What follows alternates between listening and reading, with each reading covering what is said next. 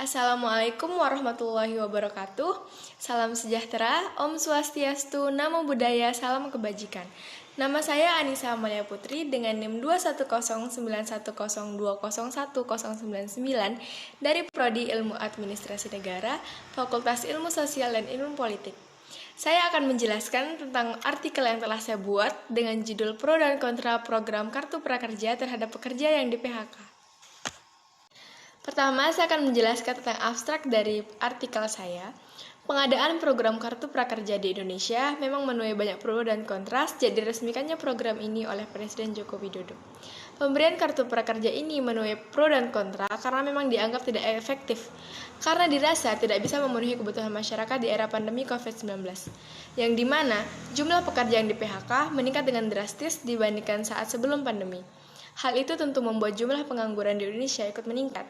Oleh karena itu, pemerintah berinisiatif untuk mengadakan program pemberian kartu prakerja untuk para pekerja yang terdampak PHK demi menjamin kesejahteraan para pekerja yang di PHK pada masa pandemi COVID-19 saat ini.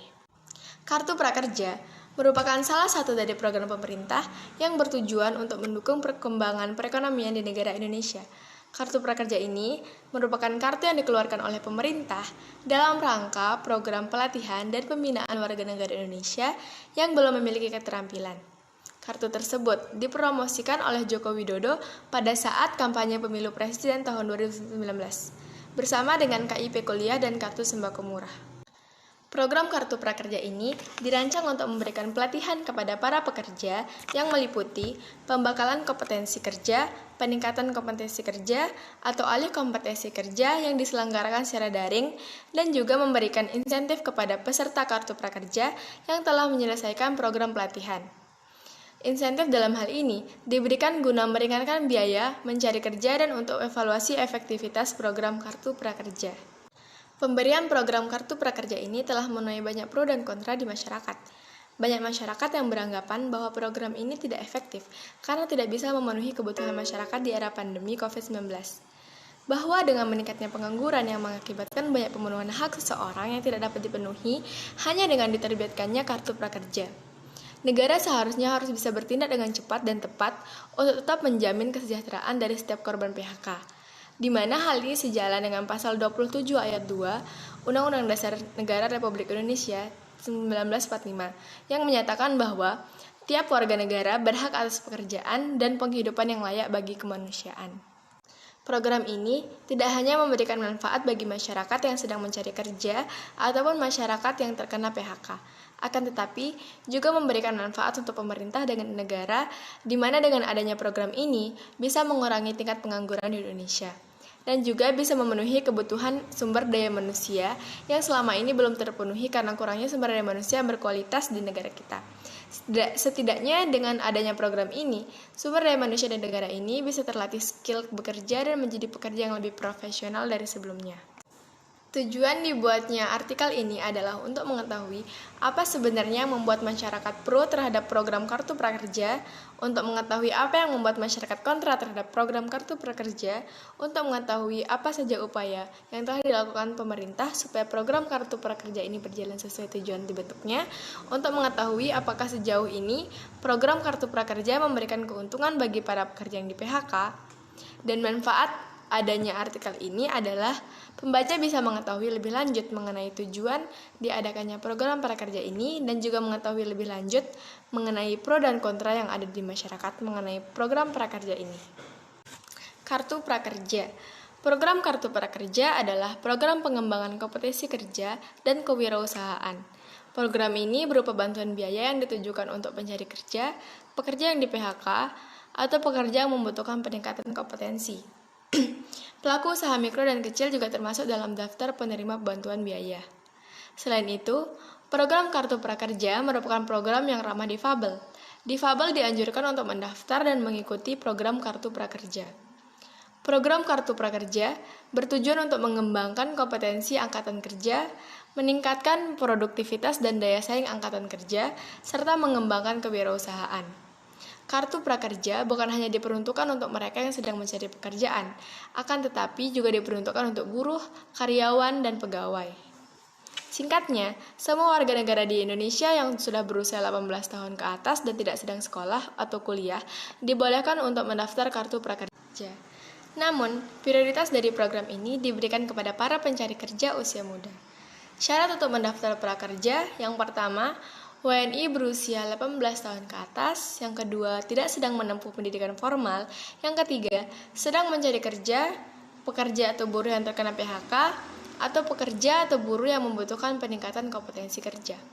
Kartu prakerja ini memberikan banyak sekali manfaat untuk para pencari kerja yang sedang kesusahan di saat untuk mencari kerja kemana-mana, akan tetapi tidak ada yang menerima dengan alasan kurangnya skill dalam bekerja dan lain-lain.